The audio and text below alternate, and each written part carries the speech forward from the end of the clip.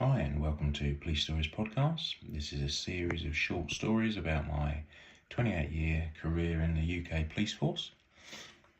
Thanks for listening. Hopefully you've been listening and following the series. If not, you might want to go back to the beginning. Welcome. Great downloads this week, and we've hit a bit of a milestone for sure. 30,000 downloads in total, which is unbelievable to me. I know I always say this, it probably gets boring, but I cannot believe that 30,000 people have downloaded my podcast to listen to it. So hopefully some people are enjoying it. That could be 30,000 people that just listen to it for a few seconds before they turn it off, of course. But we'll see.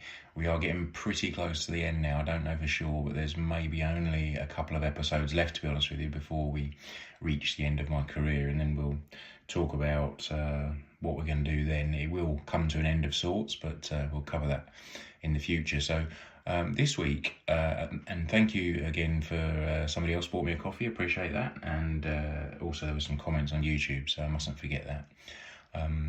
We're going to just do some follow-up work on a little bit on what we talked about last week, because I didn't get to sort of fully cover it all. I hope the sound will be all right today. It's very stormy again where I am. I'm hoping there won't be any sort of rainy, stormy wind type background noise, but bear with me. So last week we covered my role, or some of my role, as a CTLO, a counter-terrorist liaison officer in Police Scotland. And I described, hopefully in reasonable detail, sort of what that entailed.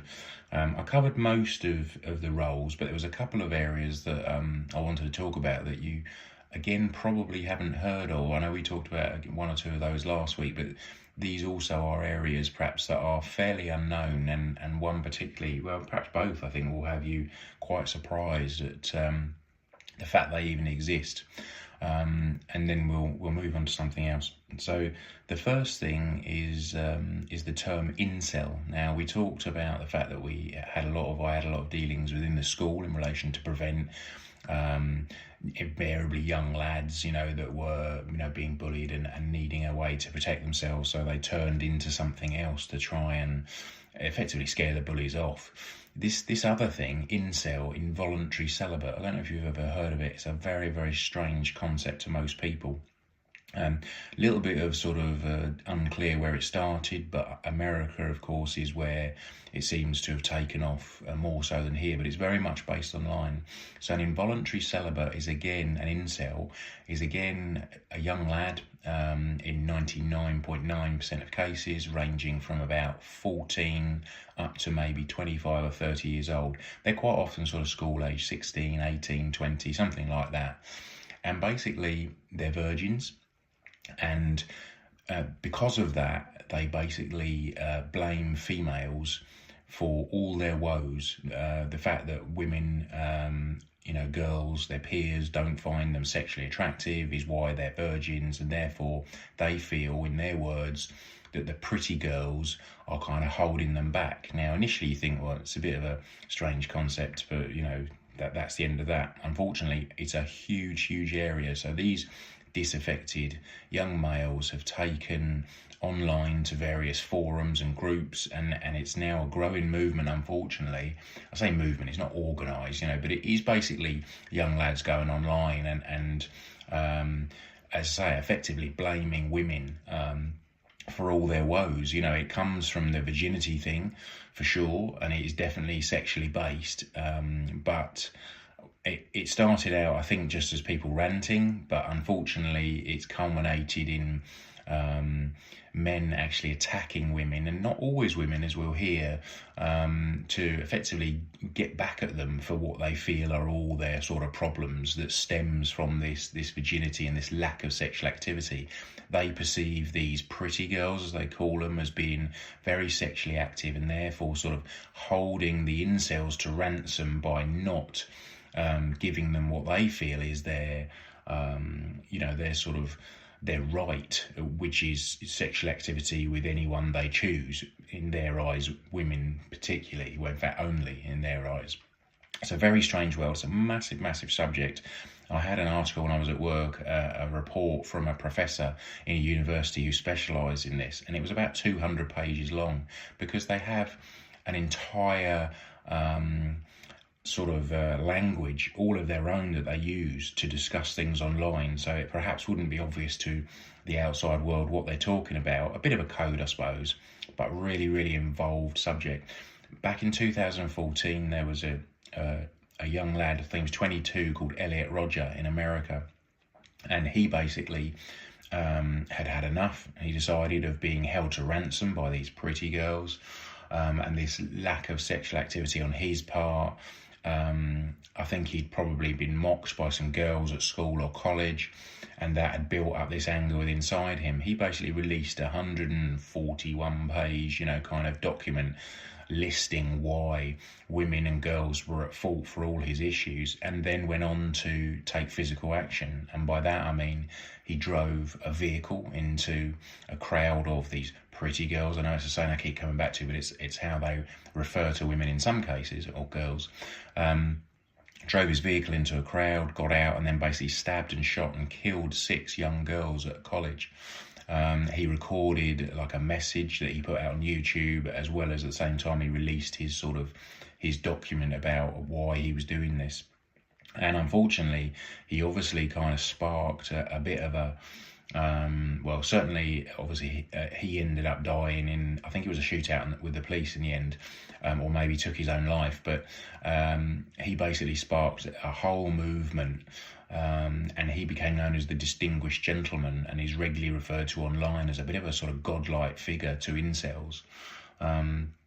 It's a really, really unpleasant world, as you can imagine, and very, very derogatory on females for sure. The vast majority just stay online and discuss it online, but I'm afraid some physically tip over into action. And certainly in the UK, there's been a few cases of it as well. There was a guy at Edinburgh who had bizarrely stabbed a police officer in 2017 when I think he was at college, so he was only 16 or 17, and as a result of that he got put on an order for, I think it was 5 years, where he had to attend to see a psychiatrist every month, I think it was. And he basically slowly let slip to this psychiatrist that he blamed women for all his woes, and that he, very much looked up to the Distinguished Gentleman, this Elliot Rodger, who'd carried out this attack. And it got to the point the psychiatrist was so concerned about what he was going to do, he reported him to the police. That sort of patient confidentiality had gone out the window because he was really worried he was going to carry out an attack. And sure enough, they stopped him and at his home address, and he was in possession of a crossbow. He'd bought extra bolts. I think he had about 20 crossbow bolts. He had body armour. He had a detailed plan of how he was going to carry out an attack at his university on the pretty girls and get them back for, again, what he saw as all his woes.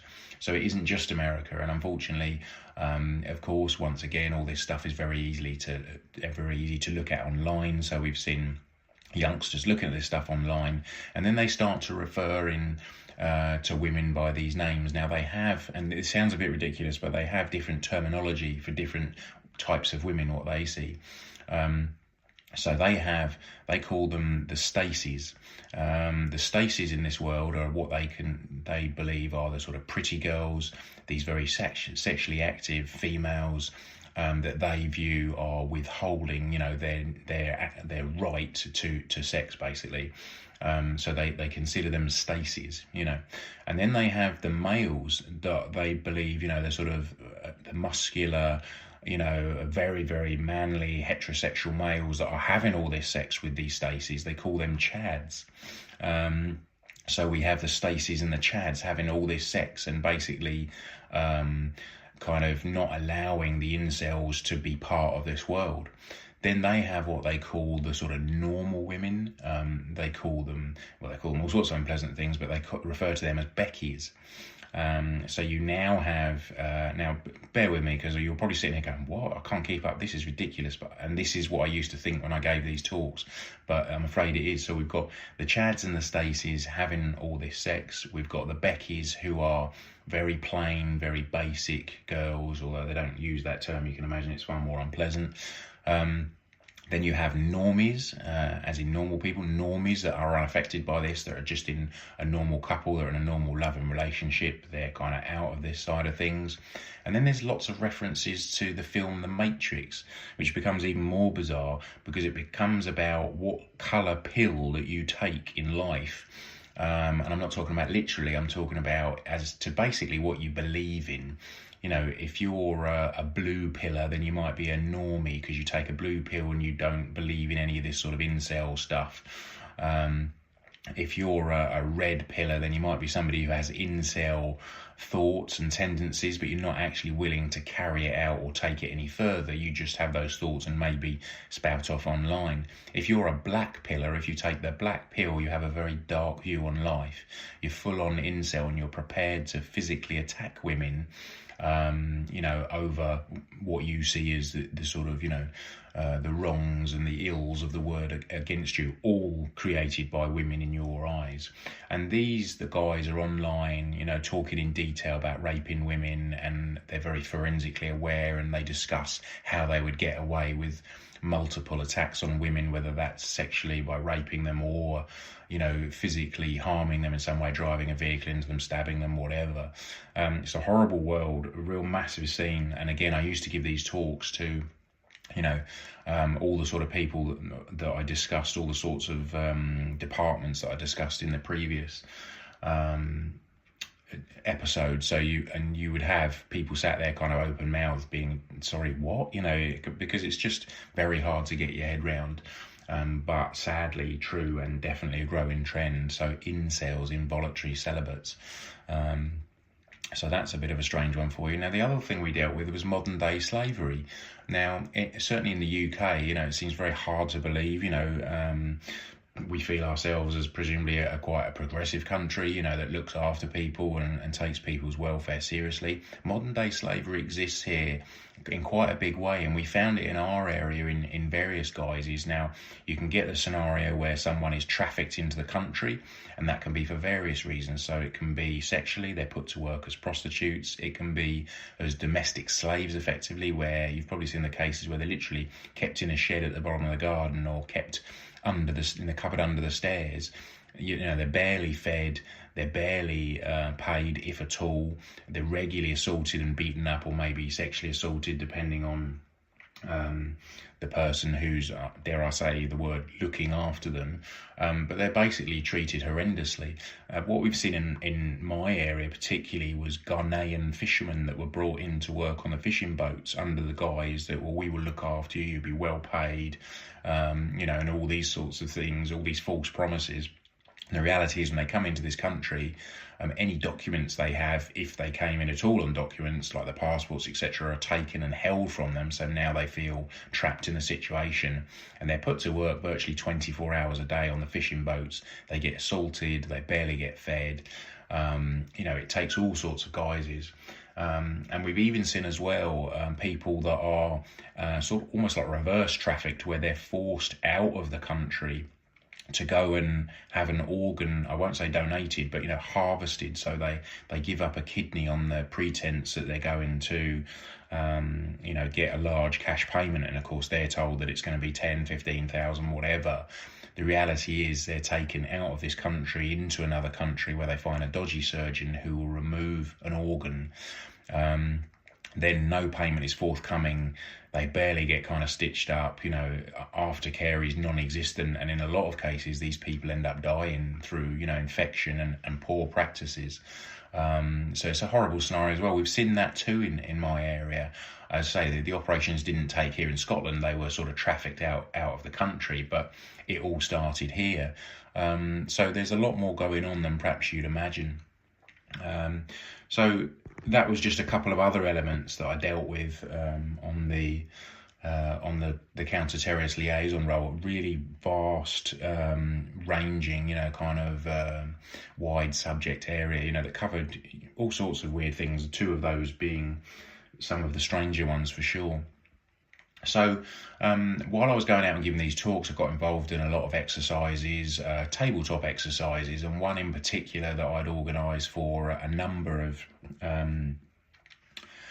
different agencies, things like ranging from Coast Guard to council to roads departments, all sorts. And we set up a sort of tabletop exercise that would mimic a mass terrorist attack, an MTA in the police terms, UK police terms, or an op Plato as it's called.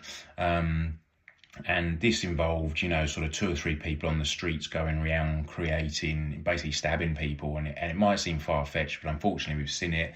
London Borough Market was an attack almost word for word like that. And what we wanted to do for our local agencies was, firstly show them what could happen, and secondly, show them their role, where they could come in to assist and what role they might play in that. So we went through, it was drip fed in that, you had the initial incident and then it sort of developed on from there. And it was just to give them an idea. And they had various talks from sort of specialists about what their role would be within the police. And they were shown a video.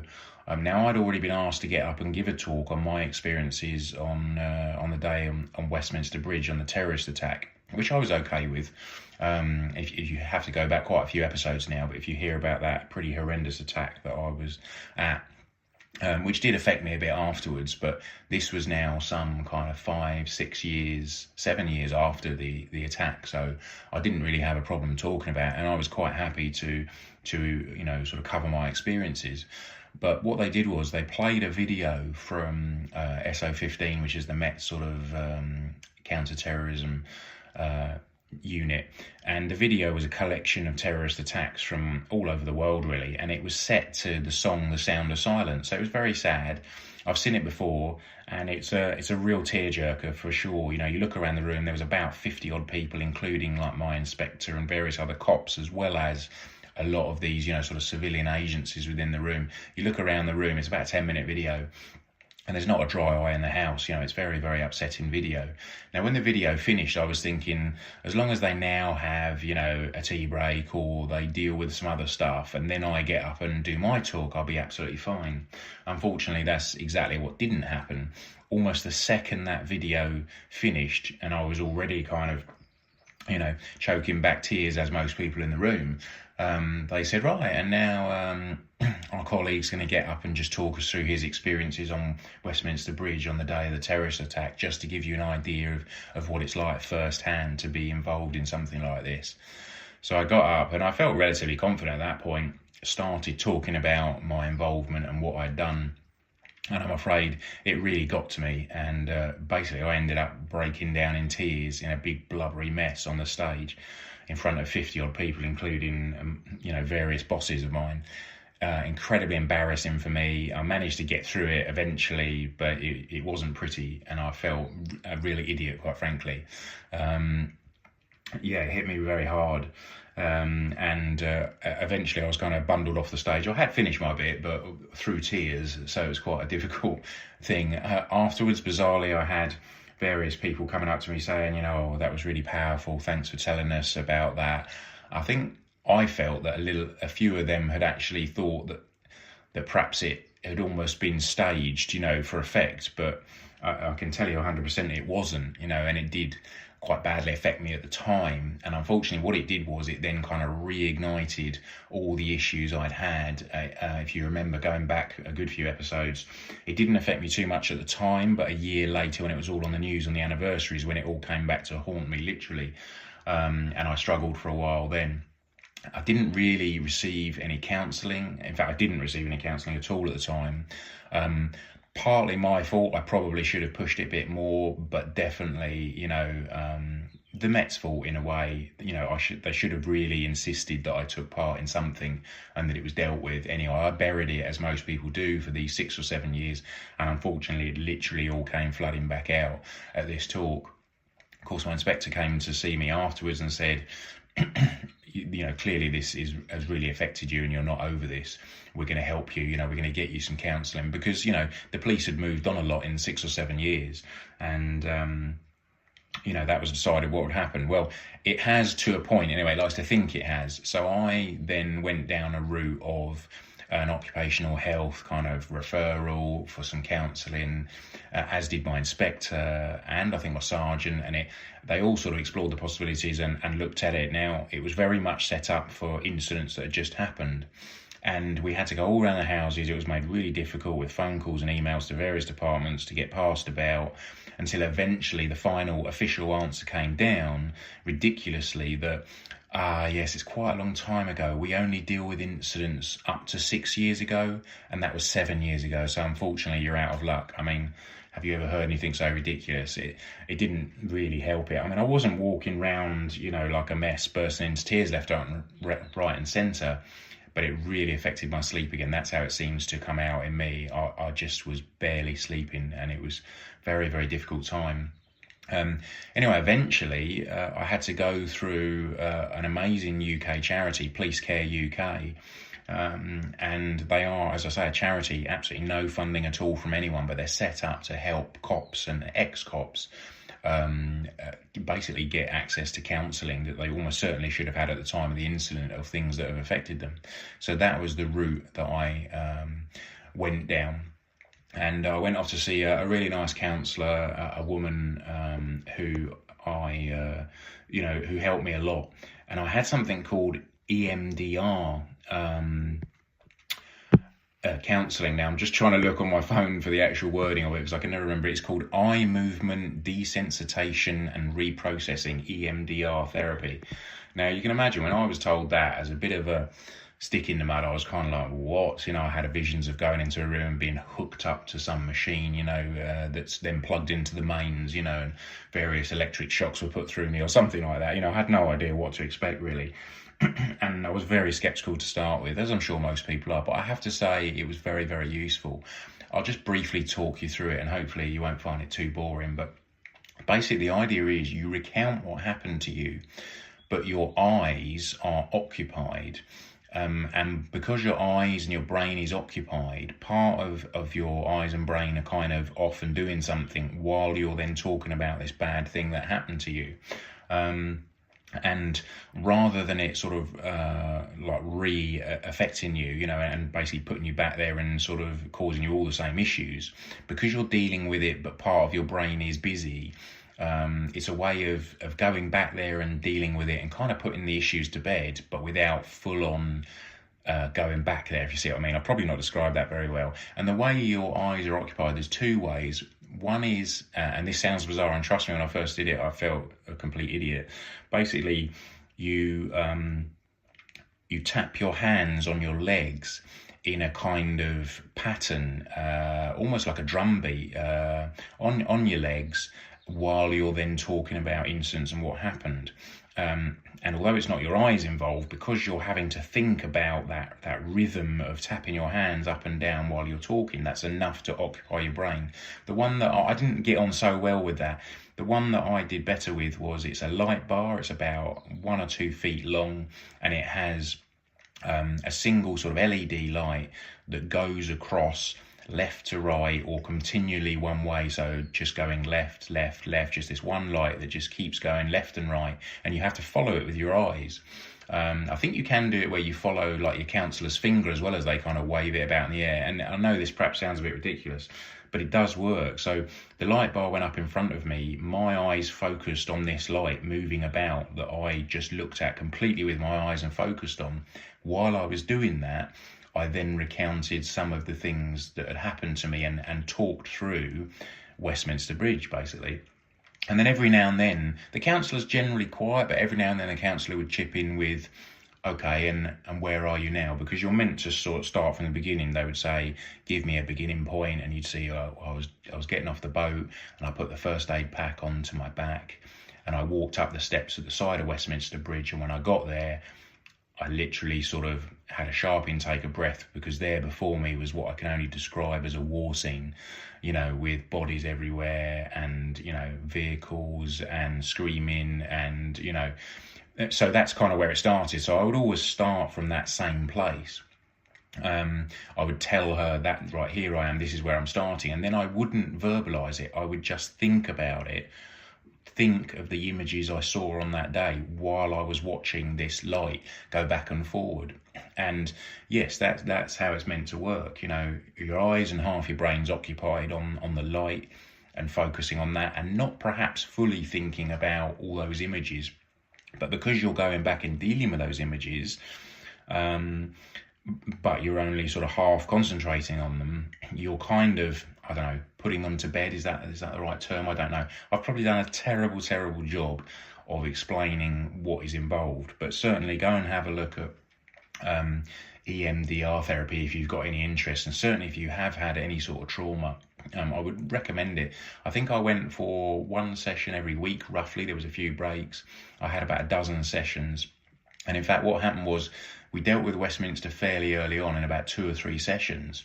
So then I was asked by the counsellor, well, is there anything else that kind of comes back to haunt you? And of course, as you've heard in these other episodes, for me, there was probably another half a dozen incidents. There was various fatalities that I dealt with, which were very unpleasant, that I always remember.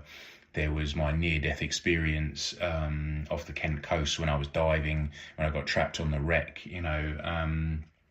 trying to recover that body. So there was probably about another half a dozen incidents or so that I then did the same sort of thing with, and recounted, incidents and images whilst watching the light box. And the actual light box side of it might only last for 5 minutes, 10 minutes out of the hour. And then you would, just have a general sort of social chat before and after, or certainly that's what we did. And I never walked out there and felt, I feel so much better. Oh, that's really worked. So again, the skeptic in me was kind of like, this is ridiculous. I'm going in with this strange woman, looking at this flashy light and talking about things that are, huge for me, quite difficult to talk about in some respects. And I know, listening to podcasts, you probably can't believe that anything is difficult to talk about for me, because I do like to talk. But it was, and I say, I probably, 6, maybe 8 sessions in, I was thinking, this is utter rubbish, But what I can tell you happened was, there was no switch that was flicked. I wasn't, instantly fixed, but slowly my sleeping started to get better. And I actually realised that it was working. The other thing that really helped me, because I had no problems getting to sleep. I would always sleep instantly in, seconds. But my issue was I'd wake up in the night, and then I'd wake up in the early hours, and then my brain would be on overtime, just going through everything. And not necessarily Westminster. It might just be what's happened that day, or what I'm doing, in the following week. But I just could not force my brain to relax and empty itself of stuff enough to let me go back to sleep. So I was ending up staying awake all night. And slowly, definitely, the counselling, the EMDR counselling helped me with that. And the other thing that helped was I found an app online, and there's quite a few apps out there, and I'm not advertising them because I think you do have to pay for some of them. But I picked one in particular, and if you want me to, I'll tell you which one it is. But it basically is various narrators, sometimes with quite interesting voices, and you can pick one you like, male and female. You can get the male with a big gravelly voice, you can get the soft female voice, whatever voice you like, and they just talk about all sorts of things, really. So they might talk about, a train that goes up through the snow. They might talk about, a desert, or walking through a forest, or whatever. And they go on about half an hour or so, but they're very, very detailed, and they talk about, every little bit of, the crunching sound of your feet on the snow. And what again happened, a bit like the EMDR, I think, is because your brain is semi-listening to these things and what the person is saying. For me, it kind of shuts out all the background noise that's stopping me from sleeping. So with a set of headphones on, my wife would be happy asleep next to me and unaware, and I would just drift off to sleep again. And I found that really useful as well.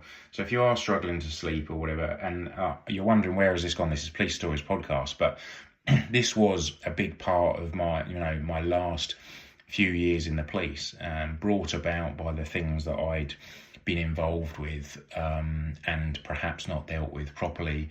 Partly my fault, as I say, partly the job's fault for sure. Maybe I've gone into too much detail, I don't know. I've very much bared my soul to you there, about what was happening to me. But Yeah, so therapy and EMDR stuff, yeah, for me, very good, very important, and really, really helped me.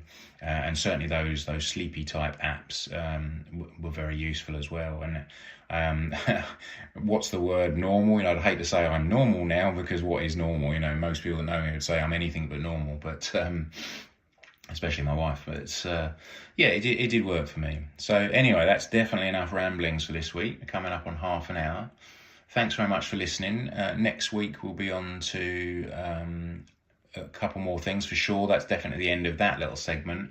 And I think there's probably 2 episodes left, which is a bit of a shame because I have enjoyed this. But let me know your thoughts anyway. You can do that generally kind of through YouTube, or there's various ways you can do it. Have a good week. Hope you found it interesting. Take it easy. Cheers.